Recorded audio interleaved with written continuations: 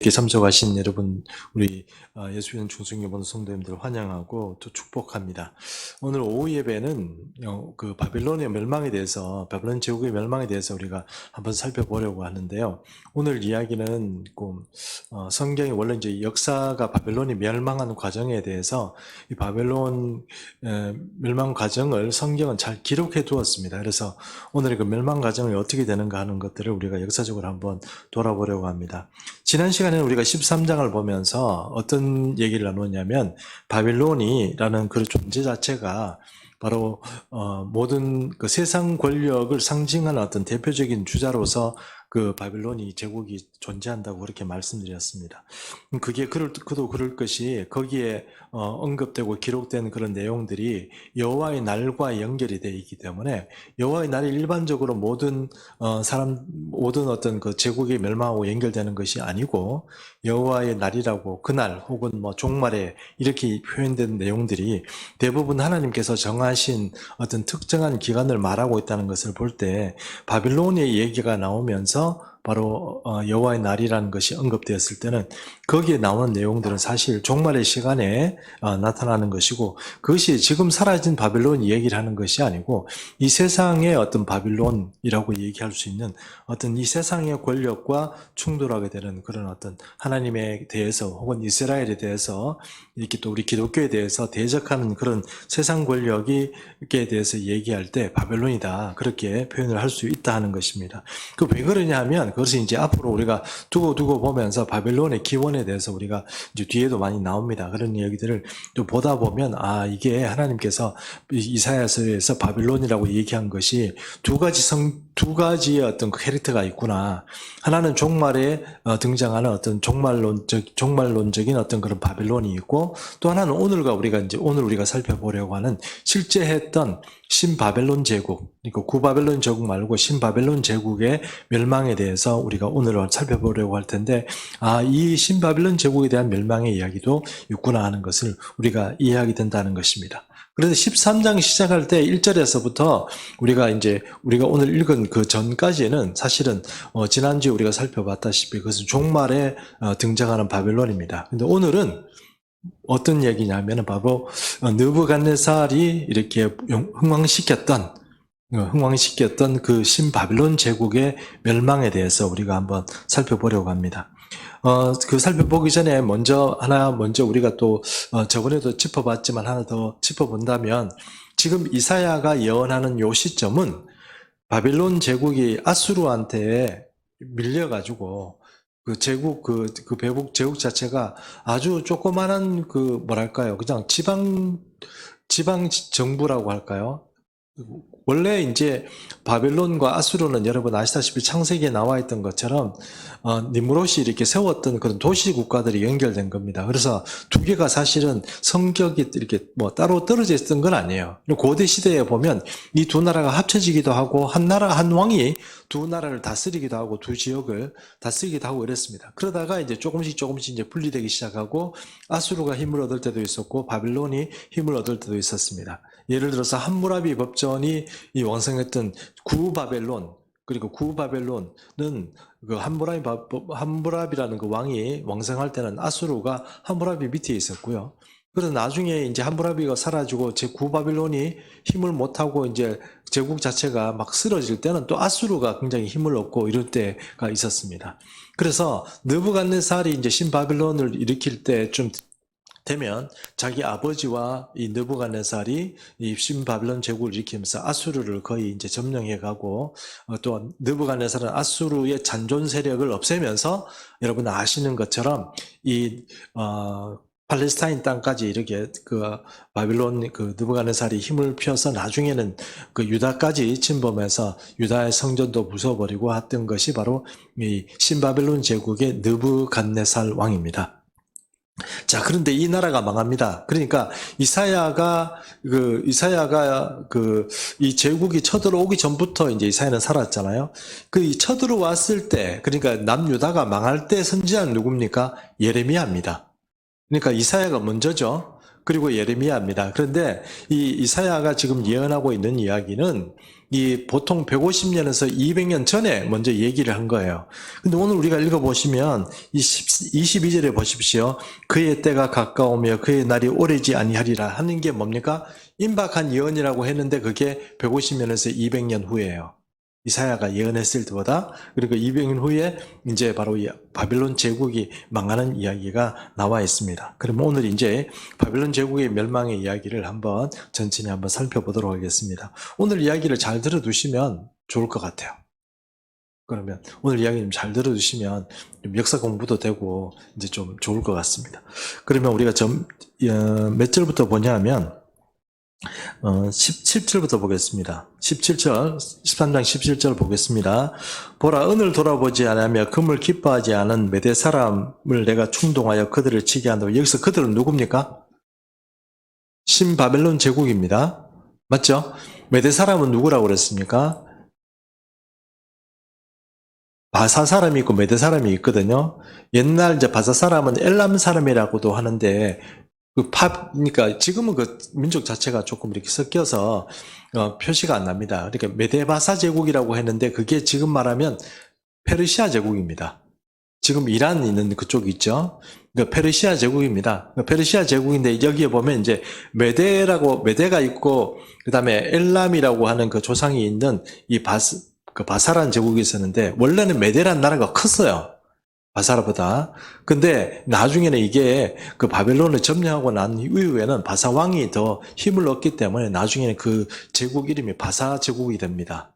그럼 처음에는 어떻게 했다고요? 메데 바사 제국이었다고요. 좀 힘이 센 나라가 먼저 이름이 가 있었죠. 이게 연합회에서 있었기 때문에 메데 바사 제국이었습니다. 그러니까 바벨론 제국을 멸망시킨 그 민족은 메데 바사 제국입니다. 그래서 여기 보면 누구라고 되어 있습니까? 메대 사람이라고 나와 있죠? 메대 사람을 충동시켜서 하나님께서 어떻게 한다고요?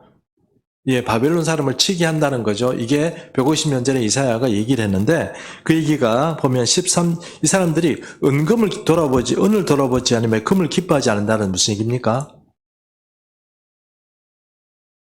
보통 옛날에는 돈 주면 좀 아시죠? 전쟁 안 했단 말입니다. 원래 돈 벌려고 하는 거거든요. 전쟁이. 옛날에 왕이 되면 무조건 출정을 해요. 왜요? 돈 벌러 가야 되니까. 그래서 왕이 됐다 그러면 왕은 무조건 처음 딱 자기가 왕이 되자마자 무조건 전쟁하러 나가요. 왜냐하면 통치 자금이 필요했거든요. 이 사람도 이제, 메데바사 제국이 이제 바벨론을 치러 올 때, 바벨론이 그러면 돈 줄게, 우리 치지 마라, 이렇게 하면 돈을 주고 이러면 이렇게 무마시킬 수 있었는데, 이 메대 사람은 뭐예요? 돈 줘도 안 되는 거죠. 전쟁하는 수밖에 없는 거죠. 그래서 메대 사람들이 온다, 이런 뜻입니다. 그래서 18절에 보면 메대 사람이 활로 청년을 쏴 죽이며 태의 열매를 긍휼히 여기지 아니하며 아이를 애석하게 보지 아니하고 이렇게 됩니다. 이 사람들 세운데 이게 아주 잔인하게 바벨론 사람들을 친다는 뜻이거든요. 그래서 19절 보십시오. 열국의 왕이요 갈대아 사람의 자랑하는 놀이기회가 된 바벨론이 이렇게 나옵니다. 열국의 영광이요 이랬던 얘기는 뭐냐면 이 나라가 바벨론 제국이 굉장히 강성했던 나라라는 뜻입니다. 그리고 여기 보면 갈대아 사람이라고 나오죠. 갈대아 사람. 네. 여러분 오후에 피곤하시겠지만 힘내시고 오늘 얘기를 잘 들으셔야 됩니다. 잠자지 말고 눈이 지금 저 쳐다보세요. 지금 자꾸 성경 보면 막 헷갈립니다. 여기 다 나오니까 저를 보세요. 아셨죠? 오늘 이야기를 한번 잘 들으셔야 이사야 읽고 이런데 이제 요것도 정리를 잘 하셔야 돼요. 왜냐하면 성경이 얘기하는 여러 가지 바벨론에 대한 이야기를 오늘만 얘기할 게 아니고 다음 주에 또 얘기해야 되는데 구분이 안 되면 여러분 이게 성경 읽어낼 수가 없어요. 그리고 오늘 잘 오늘 주무시면 안 됩니다. 오늘은 아셨죠? 네. 혹시 잠이 온다면 뒤에 가서 서 계셔도 좋아요. 네. 어쨌든 제 얘기를 다 들어보십시오. 그래서 이제 여기가 갈대아 사람이라는 나오는데 갈대아 사람이란 바로 유브라테스하고 티그리스가 그 메소포타미아 지역 하구 쪽에 있는 그런 어떤 지역을 말해요. 근데 신바벨론 제국을 주름 잡았던 사람들은 약간 그 육지 내륙 사람이었어요. 그러니까 조금 위쪽에 있던 사람이어서 근데 이 구바빌론은 좀 약간 내륙 쪽의 사람이었고, 신바벨론 사람들은 그 약간 이제 하구 쪽이었어요. 바다로 연결되는 것은 하구 쪽에 있는 사람인데 그 지역 이름이 갈대아였어요. 갈대아 그러면 누구 생각납니까? 아브라함 생각나죠? 갈대아 우르라고 하잖아요. 갈대아 우르를 떠났다고 할 때 그때 그 갈대아가 바로 이제 이 하구 쪽에 있었던 사람이란 뜻이거든요. 그게 아주 거대한 도시가 있었는데 그게 우르란 도시였어요. 근데 그 우르가 어디에 있는 도시였어요? 갈대아 지방에 있는 우르여서 갈대아 우르라고 하는 거예요. 이름 자체가 풀네임이 갈대아 우르가 아니고 우르란 도시인데 그것이 갈대아 지방에 있어서 갈대아 우르 이렇게 얘기하는 겁니다. 근데 이 갈대아 사람들이 바로 누구냐 하면은 바로 신바벨론 제국을 일으켰던 사람들이에요. 출신이 이제 예를 들어서 막 우리가 그 예를 안 들지 맙시다. 그 이제 갈대아 우르 그래서 그 출신들 자체가 신바벨론 제국은 느부갓네살이 갈대아 사람이에요. 근데 이 갈대아 사람인데 이 갈대아의 자랑이었어요. 뭐가요? 신바벨론 제국이 갈대아 자랑이었어요. 그런데 그게 어떻게 된다고요? 그게 멸망당한 소돔과 고모라 같이 되리라 하는 거죠. 그리고 그곳에 거주할 자가 없겠고 거주할 사람이 대대에 없을 것이며 아라비아 사람도 거기에 장막을 치지 아니하고 목자들도 그곳에 그들의 양떼를 쉬게 하지 아니할 것이요 그랬는데 원래 이 땅이 이제 우리가 조금 이따가 영상을 한번 볼 건데 영상을 보시면 거기가 사막 지역이에요. 사막 지역인데 하구 이제 유프라테스 강과 티그리스 강이 이제 이게 하구가 이렇게 있다 보니까 거기가 아주 넓은 평야가 있고요. 그리고 이제 관계수 농업이 발달이 됐어요. 물이 있으니까 그 날씨 기후는 사막 기후인데 이제 물이 있으니까 거기서 농사를 잘 했단 말이에요. 그리고 또 자주 범람을 하다 보니까 거기가 이제 농지 이런 것들이 굉장히 잘 돼 있었던 거죠. 근데 어쨌든 뭐 그렇게 돼 있는 거기에 이제는 어떻게 되냐면 이제 사람이 살지 않으니까 이제 농사고 뭐고 다 없어지는 거예요. 이제 갈대아 사람들이 아니고 메대 사람들이 와서 바벨론 제국 자체를 없애버리기 때문에 농지고 뭐고 다 없어지고 농사 짓는 사람도 없어지고 이렇게 되니까 어지간하면 살아남기 좋은 아라비아 사막에 있는 아라비아 사람도 어떻게 거기다가 장막을 안 치고 거기는 먹을 수가 없는 거예요. 아무것도 없는 거예요. 그러니까 안 산다는 거예요. 정신 차리라고 그랬는데 아직도 지금 정신 못 차려버린 몇 분 계세요. 자, 그래서 예, 22절 한번 보겠습니다. 그의 궁성에는 승냥이가 부르짖을 것이요 화려하던 궁전에는 들깨가 울 것이며 그의 때가 가까우며 그의 날이 오래지 아니하리라 되어 있습니다. 어쨌든 완전히 이제 폐허가 되어버린다는 뜻이에요. 완전히 광야가 되어버린다는 뜻이에요. 사람이 안 살아요. 이해하시죠? 예, 그렇게 화려한 제국이고, 그렇게 많은 사람들이 사는 그런 어떤 제국이었는데, 그것이 다 없어지고, 이제는 완전히 이제 승냥이 이런 들짐승들만 좀 사는 그런 땅으로 다 바뀐다는 거예요. 근데 여러분 잘 생각해 보십시오. 이게 이사야가 어떤 생각을 가지고 이렇게 예언을 했는지는 잘 모르겠지만 당시에 만약에 이사야 이후에 한 100년 정도 되는 사람이나 한 50년 정도 그러니까 이사야로부터 한 100년 이후의 사람들이 만약에 이 예언을 본다 그러면 그건 거짓말이라고 그럴 거예요. 무슨 얘기냐면 지금 우리 만약에 미국이 완전히 이렇게 황량한 사막이 된다 이렇게 하면 믿을 사람 누가 있겠어요? 이해하시죠? 바벨론 제국이 그렇게 된단 말이에요. 그러니까 이사야의 말 자체가 당대에 들을 때는 당대나 아니면은 이 이사야의 말을 나중에 읽어보는 사람들은 어떻게 생각할까요? 말이 안 된다고 생각하겠죠. 그리고 여러분 아시다시피 바벨론은 결국 이사야 이후에 150년, 200년 가까이 되면은 예레미야 시대쯤 오면은 이 바벨론 제국이 쳐들어와 아수르도 쳐부수고 그 고대 오리엔트 지역을 막 다 점령해버린단 말이에요. 그럼 거대 제국이 이렇게 된다 그러면 누가 믿겠어요? 그럼 여러분 잘 보십시오. 아수르의 옛날에 있었던 니누에나 어떤 니누에나 아니면 고대 도시들 예를 들어서 시리아에 있었던 하맛이나 아니면은 또 다메섹 이런 도시들이 없으셨습니까? 있습니다. 사람이 살아요. 그렇죠? 그런데 이 뭡니까? 이 바빌론은 지금 보면 이사야가 말한 것처럼 아예 황량해져요. 얼마나 황량해지는지 우리가 영상을 나중에 보면 나올 거예요. 자, 그리고 여기까지 일단 13장에서 말하는 바벨론 제국에 대해서 우리가 배웠죠? 그러면 이 바벨론 제국을 치는 사람들이 누구라고요? 그렇죠. 메데 바사라고 그랬지 않습니까? 그리고 분명히 이사야가 그렇게 말했습니다. 예, 됐습니다. 자, 넘어갑니다. 어디를 넘어가냐 하면 이번에는 23장 한번 보겠습니다. 이사야 21장 한번 보겠습니다. 이사야 21장 1절에서 10절. 이사야 21장 1절에서 10절 한번 보겠습니다. 다 찾으셨죠?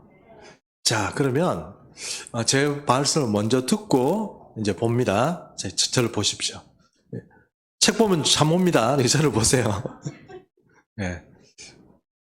보시면서 이렇게 생각하세요. 우리 목사님은 정말 너무 멋져. 이렇게 생각하시면서 자꾸 보시다 보면 잠이 안 와요. 근데 또 보님을 또 보내 이렇게 하면 잠 와요. 그러니까 네. 21장에도 바벨론에 대해서 이게 지금 예언이 되어 있거든요. 예언이 되어 있는데 아까 나와 있었던 것보다는 조금 더 구체적으로 21장 1절에서 10절까지는 바벨론 제국이 망하는 이야기가 나와 있어요. 근데 그 이야기가 나와 있는데 21장 1절에서 10절까지는 한 단락이에요. 뭐라고요? 한 단락입니다. 한 단락이란 건 내용이 한 가지 주제를 가지고 계속 얘기를 한다는 뜻이거든요. 근데 여러분 잘 보십시오. 옛날에 히브리서 원서들은 이게 단락 구분이 되어 있었어요? 안 되어 있었을까요? 안 되어 있었습니다. 예. 히브리서 원래 보면 창세기 만약 예를 썼어요. 그럼 창세기가 처음부터 끝까지 그냥 가는 거예요. 누가 어떻게 구분해야 돼요? 알아서 구분해야 되는 거죠. 이해하시죠? 그런데 마소라 학자들이 그것을 이제 구분을 하기 시작했는데 어떤 식으로 구분을 했냐면 두 가지의 어떤 도구를 썼어요. 그래서 마소라 학자들이 쓴 그 히브리스 그러니까 원서를 보면 그들은 이스라엘 사람들이 나중에 이 히브리 말을 뭘 잊어버릴까 싶어서 실제로 왜 이게 히브리 말은 고전 히브리예요. 그러다 보니까 이 말을 사람들이 일상적으로 잘 안 쓰는 거예요. 말은 쓰지만 문자를 잘 안 쓰다 보면 나중에 그 문자를 보고 못 읽어내는 거예요. 이스라엘 민족이 여러분 아시다시피 너무 이렇게 험악한 세월을 살았잖아요. 그러다 보니까 그리고 또 책이 있으면 계속 그거야 보겠지만 그 책을 계속 보는 게 아니잖아요.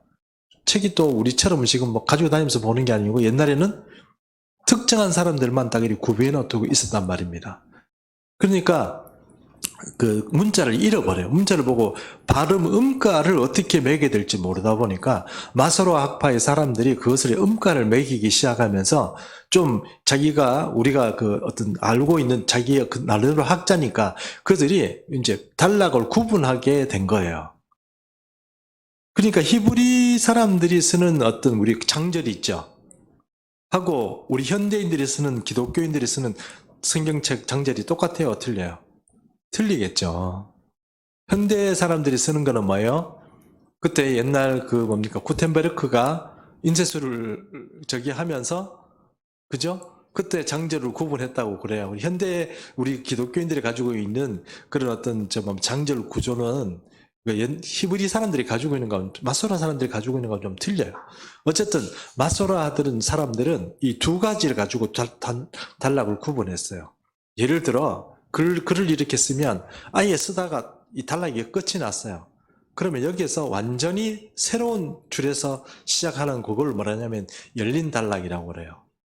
그런데 이렇게 쓰다가 보니까 내용이 크게 바뀌진 않았는데 분명히 이 내용이 달라요. 그러면 거기에다가 3칸을 띄워요.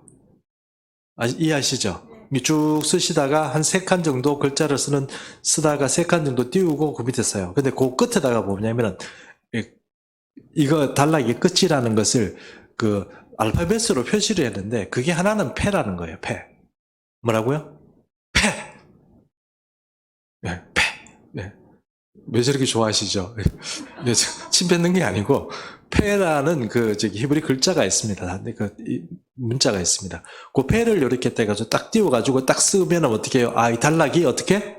끝이 났구나. 이거는 요 내용이고 이건 다른 내용이구나. 이렇게 이해를 해요.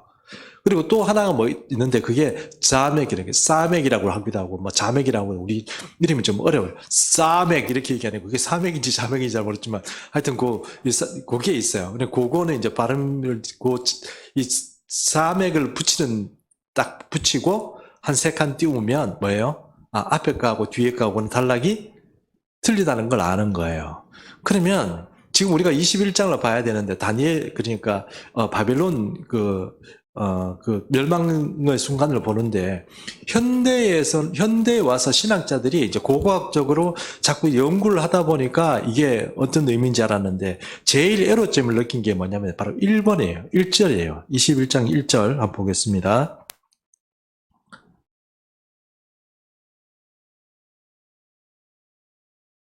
제가 한번 읽어볼게요. 해변 광야에 관한 경고라. 적병이 광야에서 두려운 땅에서 내게 회오리 바람같이 몰려와도다. 해변 광야에 관한 경고가 뭐예요?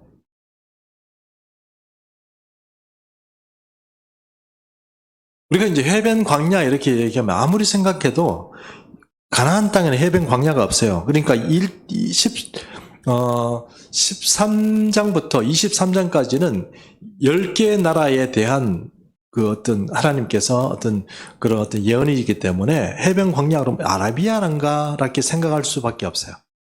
아라비아 아니면은 그 아프리카 북단이나 이렇게 생각해 볼 수밖에 없어요. 다른 데는 사막이라는 게 광야라는 게 해변하고 같이 이어진 데가 잘 없거든요.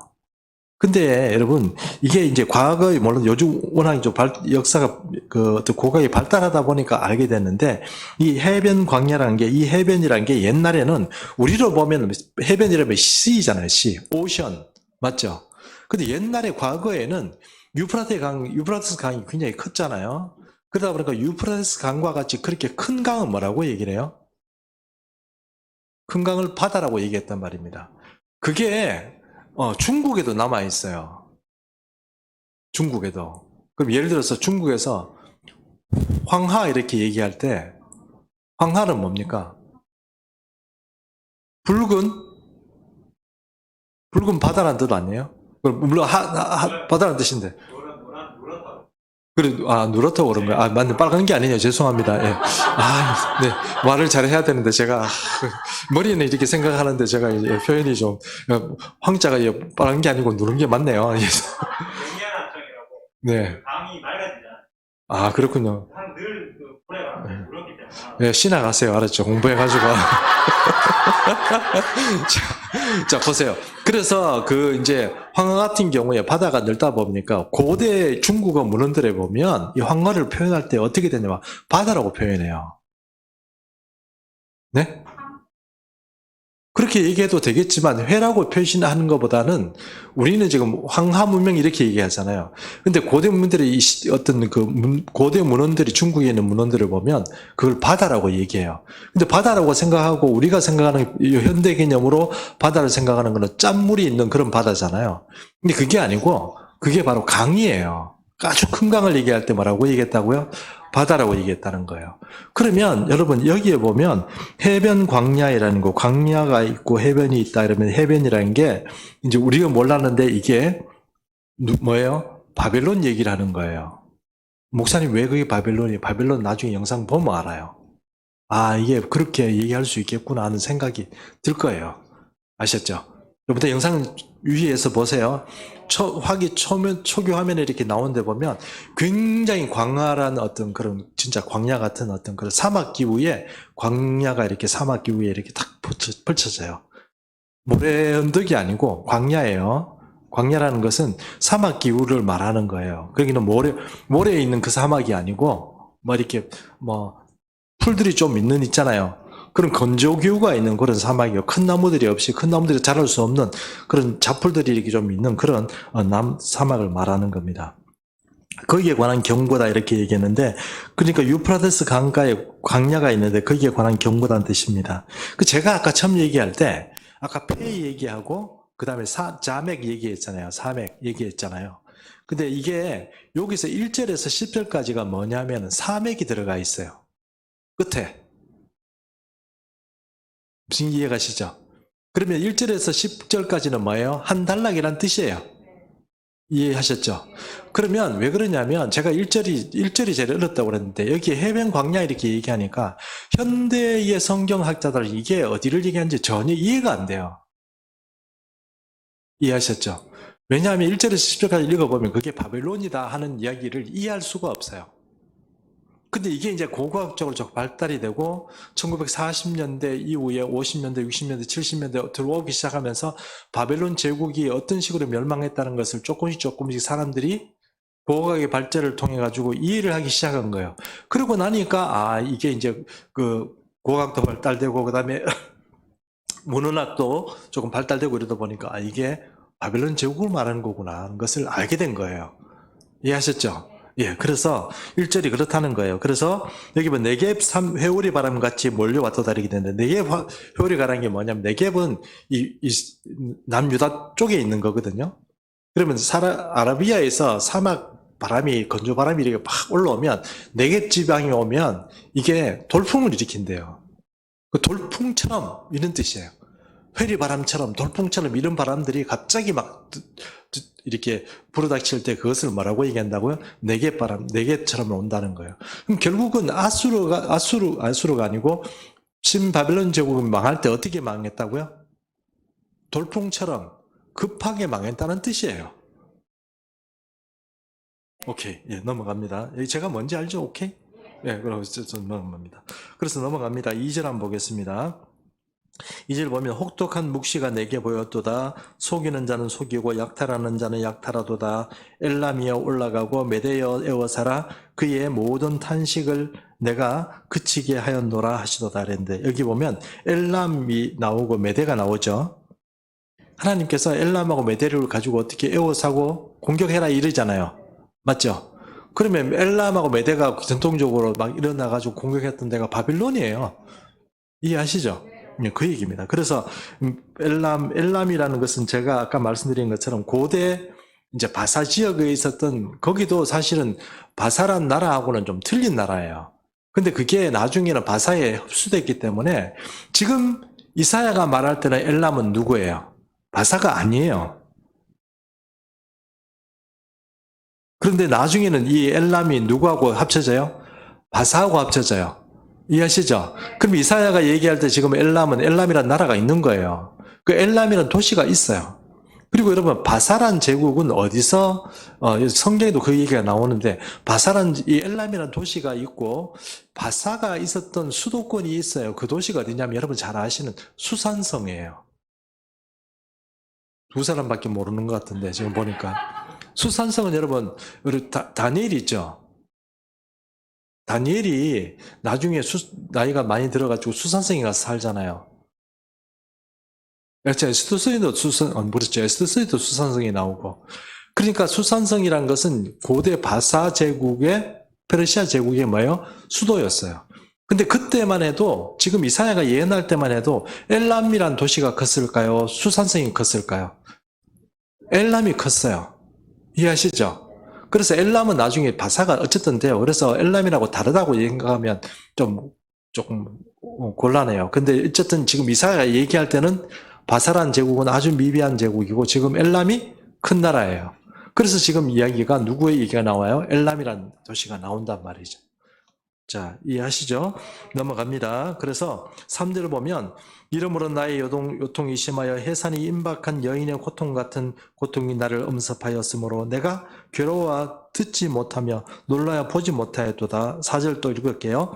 내 마음이 어지럽고 두려우니 나를 놀라게 하며 희망의 서광이 변하여 내게 떨림이 되도다. 이랬습니다. 이사야가 보니까 하나님께서 보여주시는데 그 바벨론 제국 명할 때 너무 비참한 거예요. 아주 급하게 망하는데 완전히 비참하게 완전히 정말 너무 잔인하게 그렇게 망하는 겁니다. 왜 잔인하냐면 여러분 바벨론 우리가 이제 조금 있으면 영상 하나 보겠습니다. 바벨론 제국이 굉장히 대단한 견고한 진을 가지고 있었어요. 물리적으로 함락이 안 돼요. 이길 수가 없어요. 그러니 이 바사나 메대 사람들이 그 엘람 사람들이 이 바사 제국을 멸망시키기 위해서 수많은 사람들이 희생을 치렀어요. 너무 많이 애를 먹은 거예요. 고대 제국에서 바벨론 제국 자체를 침입할 수가 없었어요. 방법이 없었어요. 그러다 보니 너무 많이 큰 희생을 치르다 보니까 나중에는 내가 점령을 하면 어떻게 하겠다? 아주 가루로 만들어버리겠다. 이렇게 한 거예요. 아주 가루로 만들어버리겠다. 그래서 여러분, 완전히 어느 도시들은 어느 좀 이렇게 좀 없어지고 그러면 유적태가 좀 남고 그래야 되는데, 그게 완전히 가루가 돼가지고 정말 무슨 흙더미가 이제 다 밑에 다 숨겨버릴 정도로 그렇게 만들어버린 거예요. 어쨌든 그렇게 아주 잔인하게 이제 보복을 하게 됩니다. 메데바사가 그렇게 하게 되는데, 그 이야기가 지금 하고 있고요. 자, 그럼 여기서 한번 우리가 이제 EBS에 나온 있는 다큐 프라임이라는 것에 보면 위대한 바빌론이라는 그 편이 있거든요. 뭐 길지 않습니다. 한번 이렇게 보면서 제가 얘기했던 이야기를 잘 보면서 왜 광야라고 했는지를 한번 잘 보십시오. 예, 그렇게 한번 보시고 이제 그리고 또 거기에 보면 여러 가지 그 도시의 규모 같은 것들이 나옵니다. 그런 것들이 얼마나 견고한 성이었는지 잘 보시기 바랍니다. 한번 보겠습니다. 받은 제작팀. 바빌론을 가자면 이라크의 수도인 바그다드에서 남쪽으로 약 100km를 더 가야 합니다. 이라크의 젖줄이라 할 수 있는 유프라테스 강가의 한쪽 평원. 이곳에 콜데바이가 최초로 발굴했던 바빌론 유적지가 자리하고 있습니다.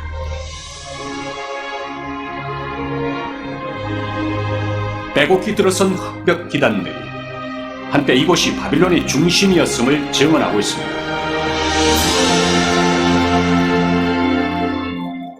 그 옆으로 지상 위 10m도 넘게 우뚝 솟아있는 아치형 건축물. 그러나 이 건축물은 사실 바빌론 당시의 것이 아닙니다. 바빌론의 유적을 땅 밑에 그대로 묻어둔 채 그 위에 새롭게 재현해낸 것들이죠.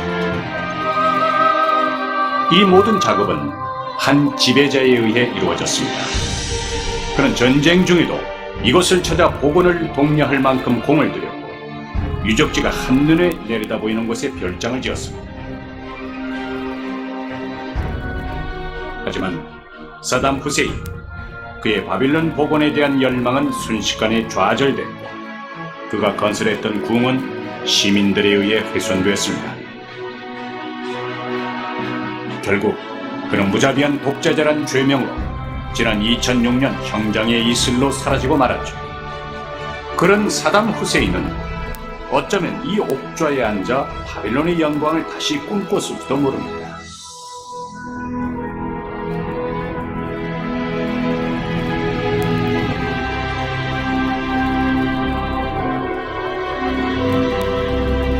지하 20m에서 발굴해낸 이시타르 문의 실제 기단입니다. 바빌론 심장부로 진입했던 가장 큰 관문이기도 했죠. 그렇다면 아직 30%도 발굴되지 못한 바빌론은 언제 누구에 의해 건설됐을까요? 그것은 바로 이 사람, 지금의 이라크 남부 지역 출신의 이 젊은이로부터 시작됐습니다.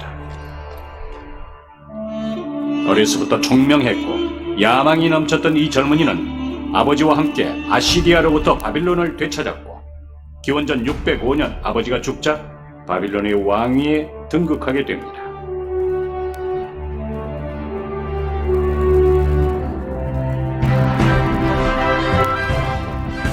바로 하무라비와 함께 바빌론 역사상 가장 위대한 왕으로 추앙받는 네부카드네자르 2세입니다.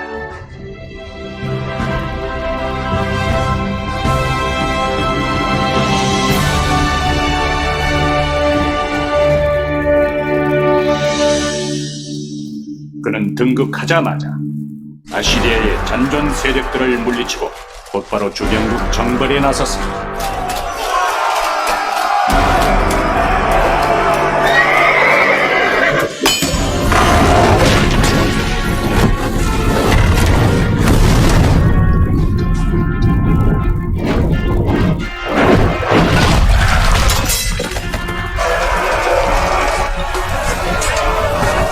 그렇게 이집트 일부, 시리아, 팔레스타인, 예루살렘이 그의 수중에 들어왔습니다.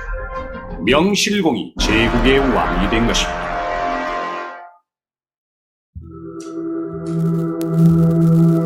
그는 여기서 얻은 부를 통해 사막 위에 역사상 가장 거대한 도시를 건설했죠. 바빌론입니다. It was a very large city with splendid monumental architecture, and it must have been a very impressive place. 우리는 역사를 통해 그리스를 잘 알고 있죠. 그들은 기원전 300년경 이미 철학과 수학, 건축과 예술에서 인류 역사상 가장 위대한 업적들을 남겼습니다. 그렇다면 당시 그리스의 학자들은 그들보다 약 300년 전에 번성했던 바벨론에 대해 어떻게 알고 있었을까요?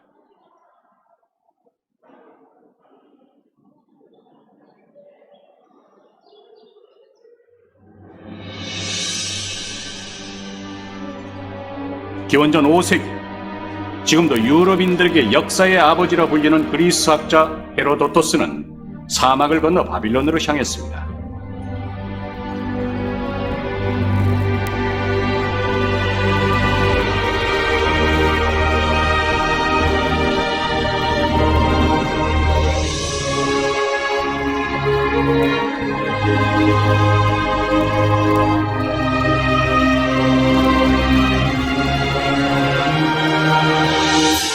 짧은 쪽 성벽의 길이는 18km에 달하며 긴 쪽은 무려 72km까지 뻗어 있다. 성벽의 높이는 14m이며 3중으로 되어 있고 성벽 위로 난 길은 4마리의 말이 끄는 마차가 멈추지 않고 비껴갈 만큼 넓다.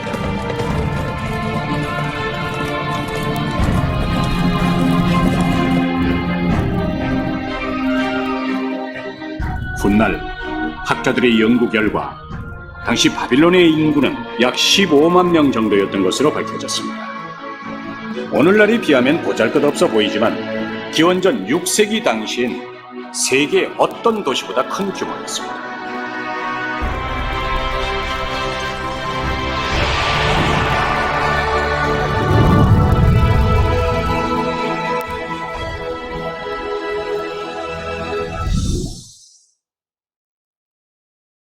All of this seems to me to indicate that the Greeks, very few of whom visited Babylon, saw this as this enormous, fabulous city that was so different from what they were used to, that they described it in impossible terms.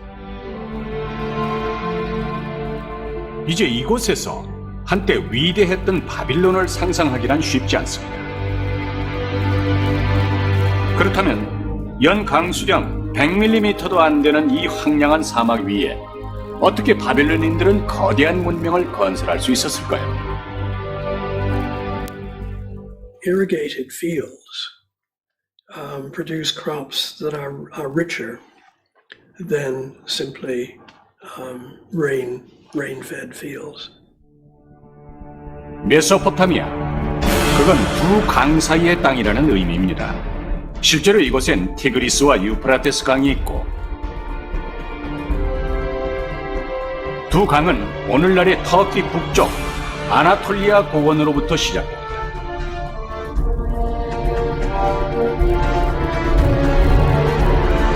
그리고 이 강을 따라 기원전 3000년 전 가장 오래된 도시들이 탄생합니다. 메소포타미아 문명이 그것이죠. 이라크 남부, 사방을 아무리 둘러봐도 갈대만 무성하게 자라는 얕은 호수와 늪지대가 펼쳐져 있습니다. 유프라테스와 티그리스 강이 만들어낸 선물이기도 합니다. 때문에 이곳 사람들은 수천 년 전부터 물고기를 잡거나 소를 키우고 또 대추 야자를 경작하며 살아왔습니다.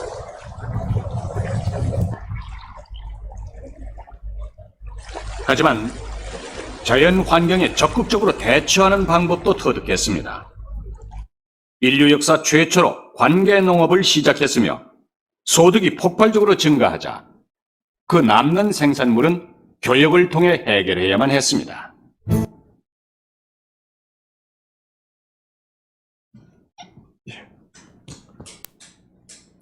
자, 보니까 어때요? 저기 잠깐 그림 보시니까 지평선이 아주, 그죠?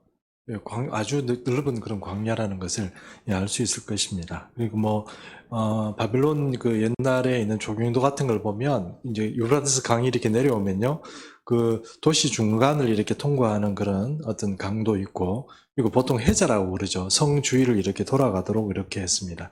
이게 아까 말씀드린 것처럼 30cm의 성벽, 그러니까 30m 정도의 그 벽이 그 3중으로 이렇게 짓겠다면 그건 뭐 어떻게 물론 방법이 없어요. 그리고 해자도 밖에 있고 이러다 보니까 뭐 공성태 이런 걸로 공격하는 거는 뭐 어떻게 하더라도 문을 닫아버리면 방법이 없어요. 들어갈 수 있는 방법이 없어요.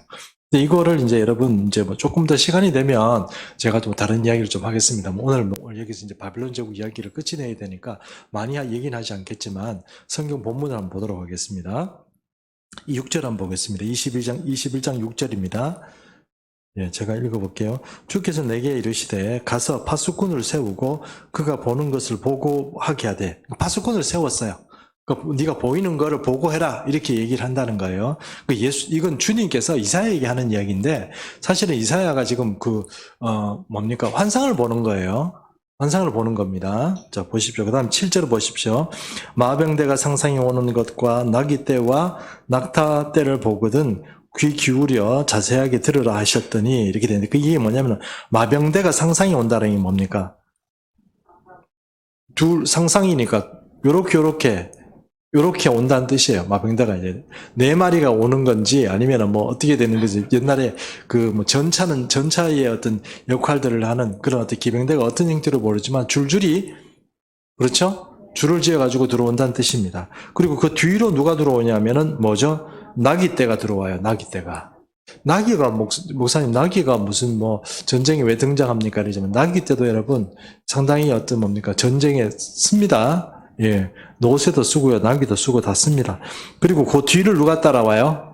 낙타떼가 따라와요. 우리는 이제 말밖에 잘 모르지만 낙타떼는 그 중동 지방에서 어떻게 해요? 무기입니다. 얘도. 예, 그러니까 뭐 어떤 우리 예를 들어서 전차, 장갑차, 탱크 뭐 이렇게 구분하는 것처럼 얘들도 짐승이 좀 틀려요. 그렇게 해서 이제 상상이 지금 막 몰려오는 거예요.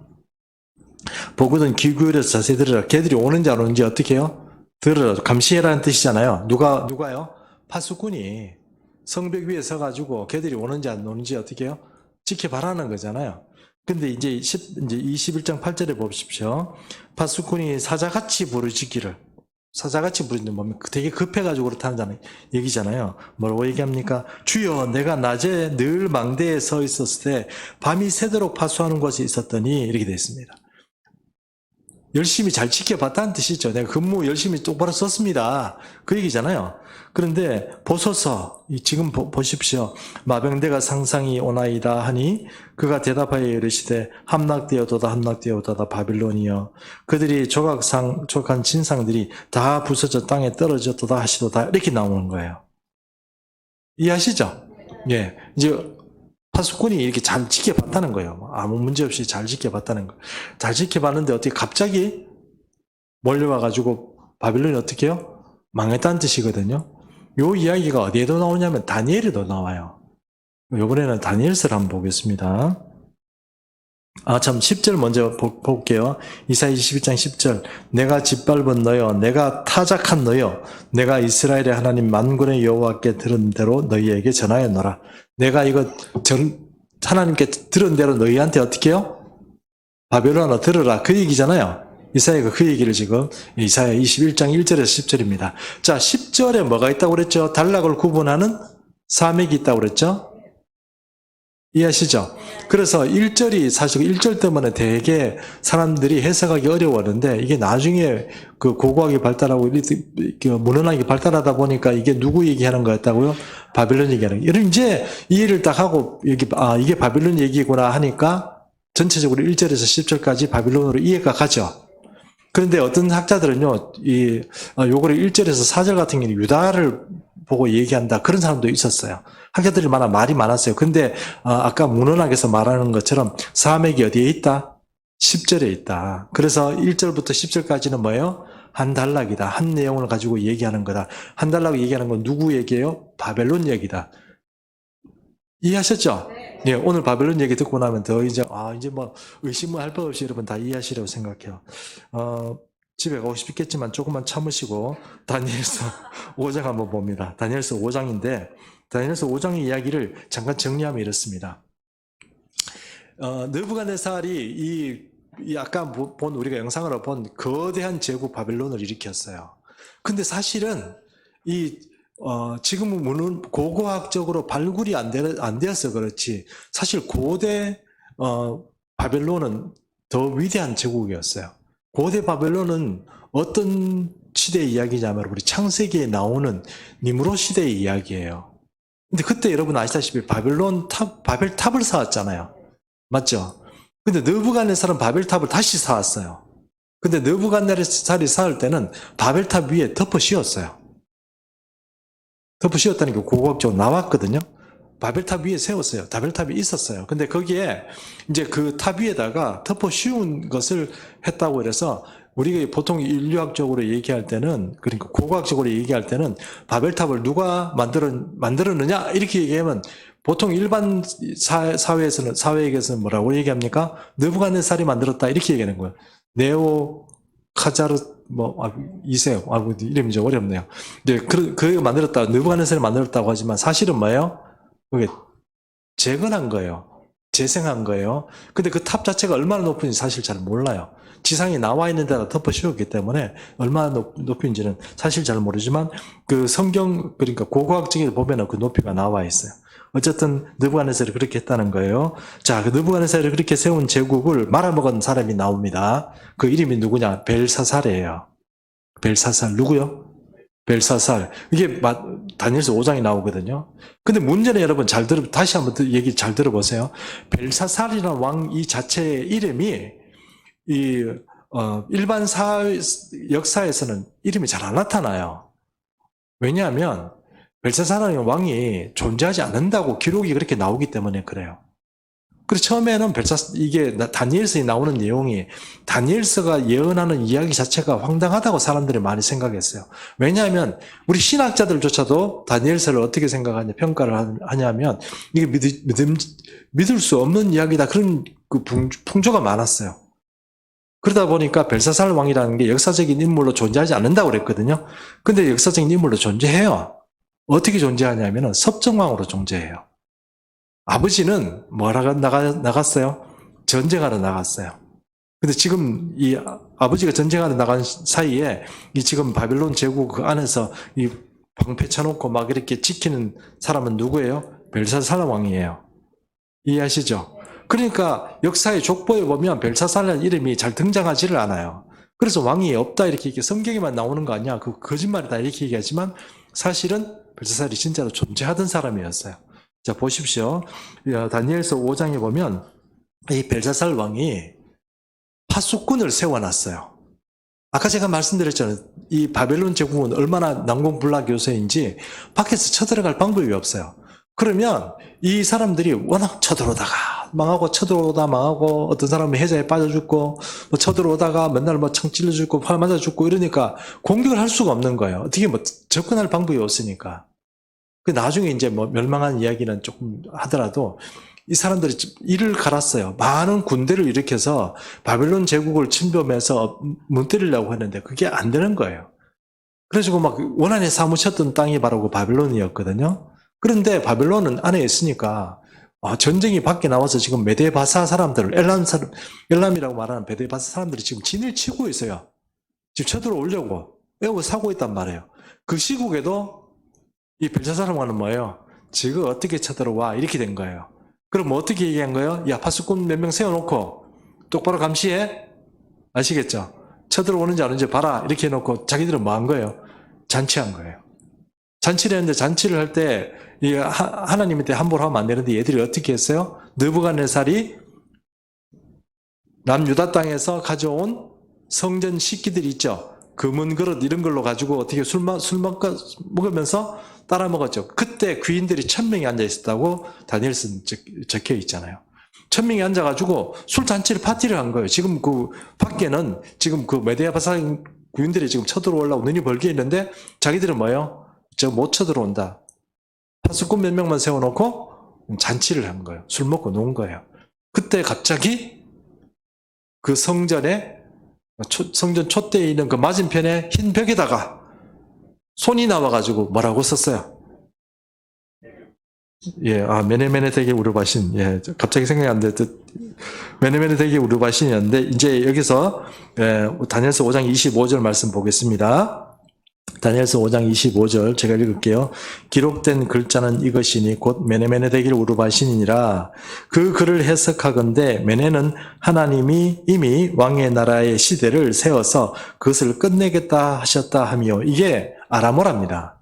그럼 아람어인데 이 아람어를 누가 해석해 준 거예요? 다니엘이 쓰고 준 거 맞잖아요. 그래서 사람들이 와 겁이 나가지고 갑자기 손이 나와가지고 막 벽에다가 막 글을 막 쓰니까 사람들이 잔치가 1000명 정도 잔치해가지고 술 먹고 놀다가 완전히 지금 찬물로 이제 깨어진 상태예요. 이제 어떻게 해야 되냐? 내가 만약에 이 글을 해석해 준 사람은 나라의 세 번째 치리자로 만들어 주겠다. 몇 번째? 왜 세 번째예요? 두 번째도 아니고? 그러니까 이해하셨죠? 아버지는 밖에 1번이에요. 자기가 뭐예요? 2번이잖아요. 자기가 두 번째라고, 이 나라의 지금 치리자로서는. 그러면 자기 바로 밑에 두겠다는 거잖아요. 만약에 이걸 글을 해석해 준 사람은 어떻게 해야겠다? 세 번째 치리자로 세우겠다 이거잖아요. 두 번째가 아니고 세 번째라는 게, 이게 잘 이해를 하셔야 이게 왜 세 번째인지 알아요. 바로가 요셉을 세울 때 어떻게 세웠어요? 너는 두 번째잖아요. 맞죠? 왜요? 내가 바로 왕이고 네 그 다음이야. 이게 총리가 되는 게 두 번째잖아요. 근데 여기는 지금 이거 해석해주면 몇 번째 세워주겠다? 세 번째. 왜 세 번째인지 이해하셨죠? 예, 그래서 이 사람이 세 번째가 세우기다 보니까 이 다니엘이 뭐라고 얘기해요? 왕이야, 나 그 관심 없으니까 누구 세우든지 맘대로 하세요. 뭐 이렇게 얘기하잖아요. 그렇게 얘기하고 해석해 주는 게 바로 이거잖아요. 해석입니다. 그리고 27절 읽었습니다. 27절 데겔은 왕이 저울에 달아 보니 부족함이 보였다 하며 28절 베레스는 왕의 나라가 나뉘어서 메대와 바사 사람에게 준바되었다 함이니이다 하니 이에 벨사살이 명하여 그들에게 다니엘에게 자주색 옷을 입히게 하며 금사슬을 그의 목에 걸어주고 그를 위하여 조서를 내려 나라의 몇 번째?